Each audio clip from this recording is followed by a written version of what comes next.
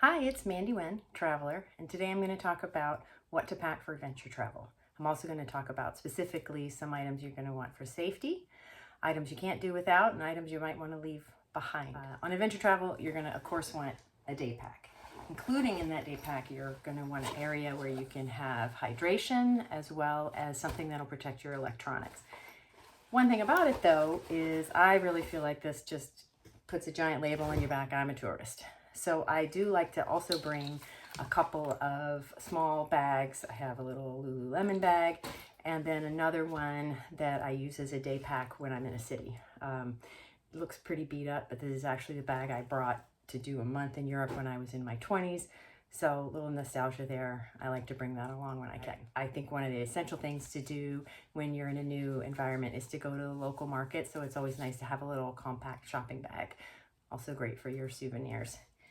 And you can never go on any kind of adventure travel without Ziploc bags. So I usually bring a handful of little ones, a handful of large ones, and then I'll bring one bag big enough for some super dirty hiking boots. It's great for wet clothes. It's great for toiletries so they don't get on anything else. So let's switch over to safety items. There are a lot of things I do to just keep myself safe, especially as a solo female traveler. I bring a whistle as well as a tiny little pepper spray. I'm going to try and point out things that you probably can't bring with you unless you're checking bags. You will not be able to board an airplane with a little pepper spray, but a whistle is always a great thing to have on hand. Clip it to your day bag. Another item, whether you're adventure traveling in the jungle or in a city, a headlamp or a flashlight, as well as extra batteries. In case the power goes out, in case you're in the middle of the jungle. It's always great to have on hand. Ziploc bag again, protects the batteries. I usually only bring enough batteries to swap out for one time because I know I'm going to be able to source batteries at a pharmacy or somewhere during my trip. Another safety item I bring is a sleep sack. Depending on where you're going, you may or may not be comfortable in the beds you're going to be sleeping in. I myself on this trip will be renting a sleeping bag. So I bring this both for safety, just to keep myself clean when I'm sleeping, as well as it adds a little bit of warmth. The other thing you can do with your sleep sack, I have a mummy style, you can have within your sleep bag with you when you're sleeping. If you're in an area where you might get pickpocketed, put your valuable items at the bottom of the sleep sack and they're not going anywhere. I do not recommend bringing any jewelry. That's kind of personal preference and up to you. There is one exception. I mentioned I'm a solo female traveler. So when I am traveling internationally, I do always wear a really cheap wedding band. I think I paid $15 for this at Icing. I wear it for several days before I leave just to make sure it isn't going to turn my finger green, that it's comfortable, because it might be something that you have on the whole time. If you do have a wedding band, I still recommend getting an inexpensive imitation one to bring along with you because it's certainly not something that you're going to want to lose when you're there. Bring along a watch with me. So I'm putting it on. This is my Fitbit, so it's kind of nice. I can also check my steps, but really it is a safety issue in that I don't want to be getting my phone out and looking at my phone. I want to be present when I am traveling internationally. So if I have a watch, I'm able to check what time it is really quickly without, like we're always doing now, checking my phone. That leaves my phone vulnerable to getting stolen. It shows that I'm not paying attention to my surroundings. So I have a watch handy. As far as electronics, if you're bringing any electronics, the obvious thing is you're going to need to bring along the cords to power them up. So I bring one plug that's going to have multiple USB cords as well as any cords that I need. I make sure that they are matched up to any electronics that I'm bringing. And depending on where you're going to go, you are also going to need an adapter. The adapter that I have here has a USB-C as well as a USB-A, I think they are. A regular plug for the States as well as the one without the grounding. So it's not a lot of options, but super, super compact. It also has a swappable thing in the back. So right now it's set for the States. I can pull that out. And then I have an entire bag. You can see my bag's pretty full. I have an entire bag of other fittings depending on the country. Go online and find out which attachments that you need and buy either a kit that has a bunch of attachments. Sometimes they have 6, sometimes they have as many as 13 that you can swap out, and then just bring them along the ones you know you're going to need. What you may not need, and it'll come up in a little bit of what I don't recommend bringing, is a converter. Now this is my adapter, very light, tiny. This is a converter. It's super heavy. And what it does is it changes the voltage, 220 and 110, which I think are the most common. Again, it's really heavy. And check on the electronics and appliances that you're going to bring if you need it. If you don't need it, leave it home. It's heavy and it's unnecessary. Now, I'm not an electrician, so double check whether or not you want to bring it, because I don't want anything, blowing up your appliances. But a general rule of thumb is if it heats up and or moves, it's likely going to need a converter. So a hair dryer, a flat iron, really anything that I would call an appliance rather than electronic, you might need a converter. I bring a little boost. This is sort of a safety item too, in that this is always in my bag. So if my electronics run down, my phone rings down, I know I have a little boost, make sure I've got the cords for that. And that keeps everything plugged in and charged up. The electronics I'm going to bring are, of course, my phone, which I can't show you because I'm recording on it right now, as well as an iPad that has a keyboard. So the fact that I have a keyboard, I can do travel blog, travel writing, whatever it is I want to do, emails, and I'm not lugging along a heavy computer.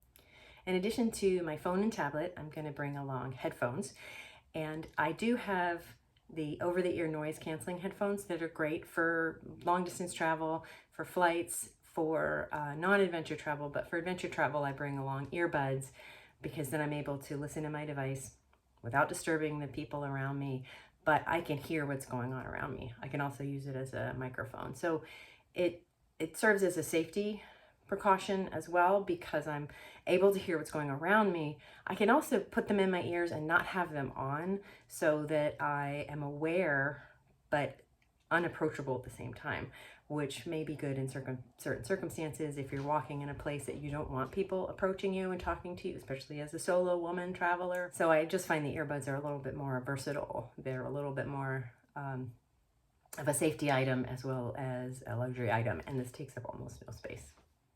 So one of the things I love talking about are the items that you're going to want to bring that maybe you hadn't thought of, but once you have them along, you'll never leave them at home again.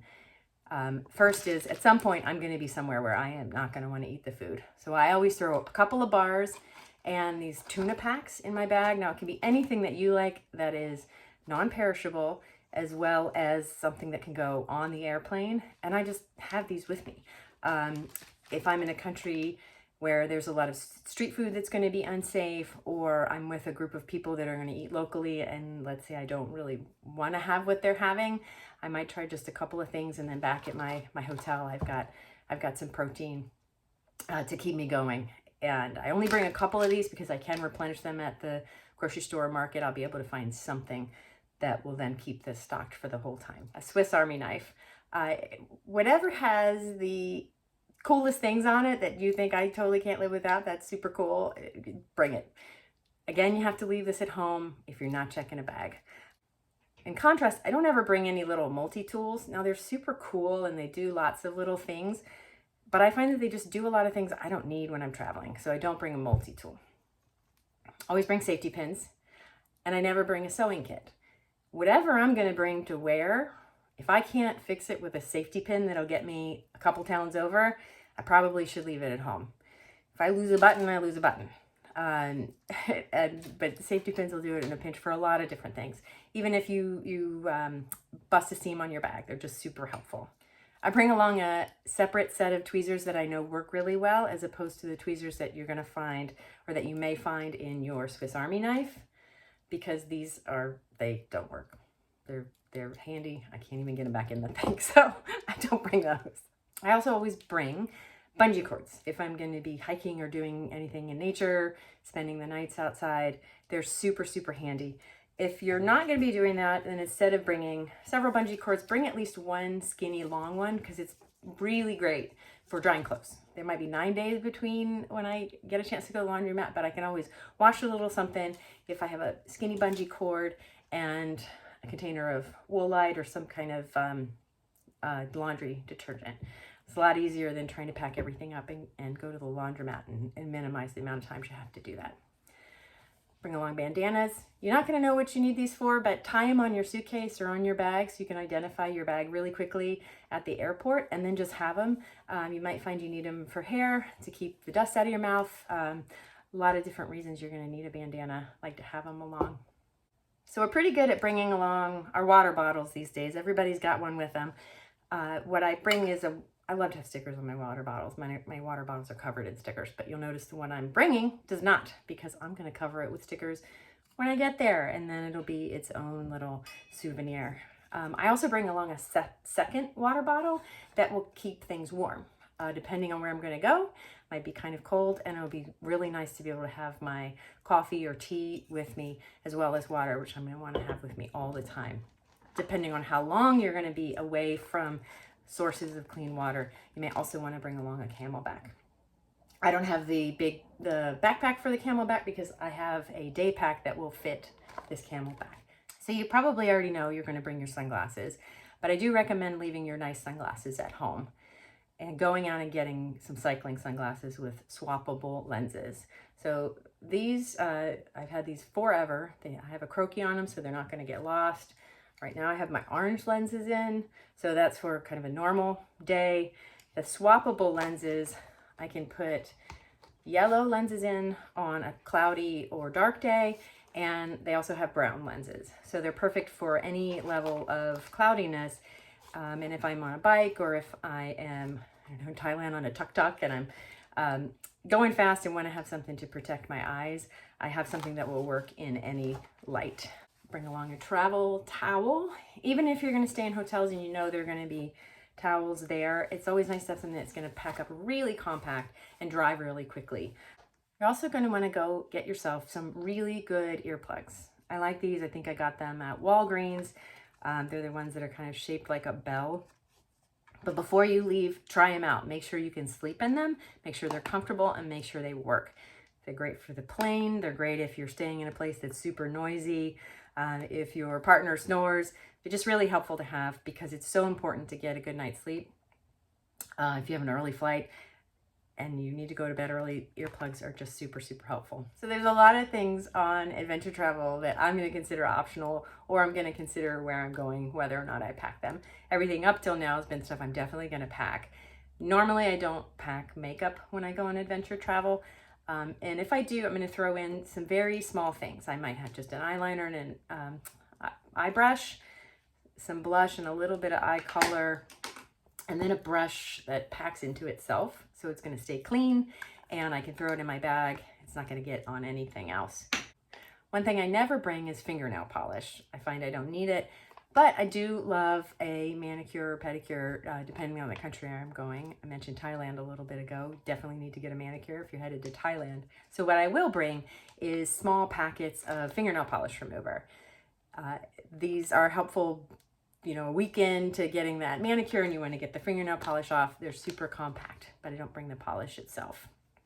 Other optional things, if you're happy with the camera on your phone, great. But if you're out in nature and there's lots of animals around, you might want to bring a really nice camera.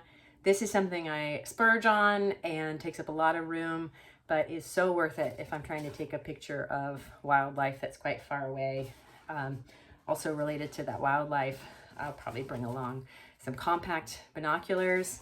Again, something that I spend a little more on because I want quality binoculars. I want to try them out, make sure they fit with my eyes and my focus. I can use them with glasses. Depending on the weather where I'm going, I'm also going to throw in my bag a rain cover for my backpack.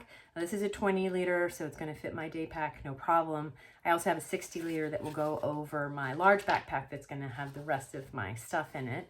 So you definitely want one of these if you are hiking and you don't have the option to not hike on rainy days. You don't want to get to your campsite or your hotel with wet stuff. They're super compact, kind of cheap. Get them at any camping store. One thing that'll depend on the weather, where you're going to be.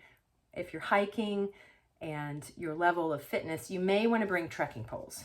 I'm going to bring them on this trip because I will be down in Patagonia and I'm going to want them for hiking, but I don't need them any other time. In the 5 months, I'm going to use them for a week. So I try and get ones that are going to fold up super small, They're gonna have a connector, so they're gonna stay together.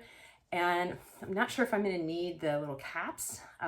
They're really good if you're places where it's muddy. So I'd have the caps, and then I would take off this end. You can see it's kind of pointy. This is for snow and mud. And any normal hiking, city hiking, you put the cap back on. You do not need this little snow thing that you can just unscrew it. So think about what you actually need when you're going on that hike. If you have a guided tour, or if you're going with any kind of tour group, there are normally packing lists, and they're going to be super helpful. If there's something on there that I didn't mention here as an essential to bring on that particular trip, bring it. It's definitely optional and probably should be on the don't bother to bring list, but I bring is a book. Now, it takes up room, it's heavy, you don't need it because you can read on your iPad, but I love a physical book. So that's kind of my packing splurge. I only bring one because there will likely be a bookstore that has an English section. It's going to be tiny, but there'll be something there. And a lot of hotels, especially hostels, will have a book swap area, and you can just swap out and get a new book. Some of the things I do not bring is a camping pillow. It sometimes will compact. This will get about a quarter of the size, but I just find it unnecessary. I have a fleece, I have a down jacket. If I really need a pillow, I can figure that out. I also don't bring any t-shirts that have American flags, sports teams, college, political logos on them. I am in another country to experience that country.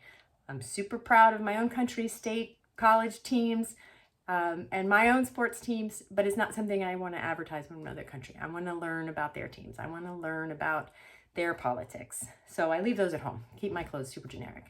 So I mentioned that I do bring along a wedding band, a cheap one, but I don't bring along any other jewelry. First of all, I don't want to lose any of my jewelry.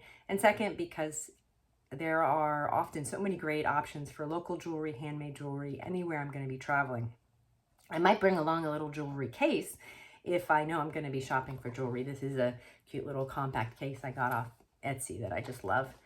I won't bring the jewelry, but hopefully when I get back, it'll be all kinds of cool beads and some earrings in there. Okay, so that's it. Those are my must-haves, my safety items, my recommendations, things that I consider optional, things I wouldn't leave home without, and the things I definitely wouldn't bring. If you have any other suggestions, I would love to hear them. Or if there's something that I'm bringing along that you find no use for, I'd love to hear about it. Leave me a comment. Thanks for watching and safe travels. Bye-bye.